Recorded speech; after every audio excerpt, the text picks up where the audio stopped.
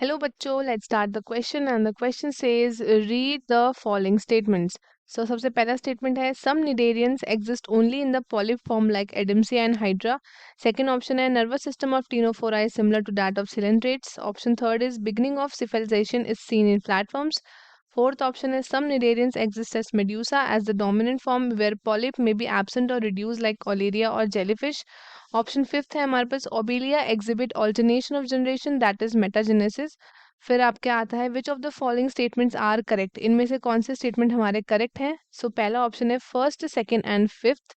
B option है हमारे पास first second third fourth and fifth. C option है हमारे पास second third and fourth. D option है हमारे पास first third fourth and fifth. So let us start with our key concept. The key concept of this question is read the following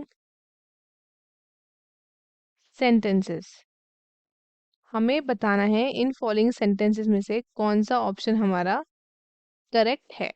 तो ये आपका आता है. तो सबसे पहले हम स्टेटमेंट देखेंगे रिगार्डिंग द निडेरियंस. तो इसमें बोला है कि जो कुछ निडेरियंस हैं आपकी ये एग्जिस्ट करते हैं only in the polyp form like Adamsia and hydra. तो ये जो स्टेटमेंट है हमारा this is true regarding cnidarians, क्योंकि जो आपके हाइड्रा होता है एंड आपका जो एडम्सिया होता है ये दोनों में आपके क्या प्रेजेंट होता है, ये आपका ओनली इन द पॉलीफॉर्म होता है, इसमें आपका मेड्यूसा फॉर्म प्रेजेंट नहीं होता है. तो ये ऑप्शन हमारा करेक्ट है. नेक्स्ट है हमारे पास nervous system.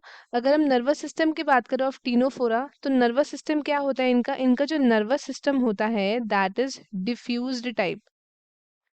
It is diffused type and coelenterates का भी होता है डिफ्यूज्ड टाइप. तो this statement is also correct. अब थर्ड स्टेटमेंट है हमारा beginning of civilisation is seen in platforms. तो अगर हम फ्लैटफॉर्म्स की बात करें तो ये आपके फर्स्ट एनिमल हैं जिन्होंने आपका सिविलाइजेशन शो करी है.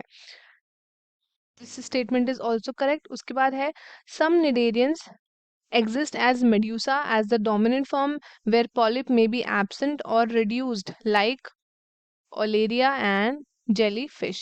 तो इन दोनों के केसेस में भी ये स्टेटमेंट करेक्ट है, क्योंकि क्या होता है in the case of jellyfish and in the case of Aurelia जो आपका मेड्यूसा होता है ये आपका कैसा होता है, ये होता है आपका वेल डेवलप्ड, बट जो आपका पॉलीप्लॉइड फेज होता है ये होता है reduced. So this statement is correct.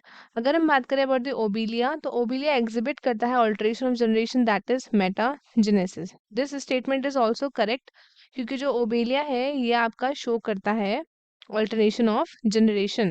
In the case of Obelia this statement is also correct. So अब हमसे पूछा है इनमें से कौन सा स्टेटमेंट करेक्ट है. पहला ऑप्शन है हमारे पास फर्स्ट सेकंड एंड फिफ्थ. ये ऑप्शन हमारा गलत हो जाता है क्योंकि हमारे सारे ही स्टेटमेंट क्या है करेक्ट है. सो करेक्ट ऑप्शन होगा बी. सी भी गलत हो जाएगा एंड डी भी गलत हो जाएगा. तो स्टूडेंट्स करेक्ट ऑप्शन है option B that is first second third fourth and fifth. So students I hope आपको क्वेश्चन अच्छे से समझ में आया होगा. All the best and thank you.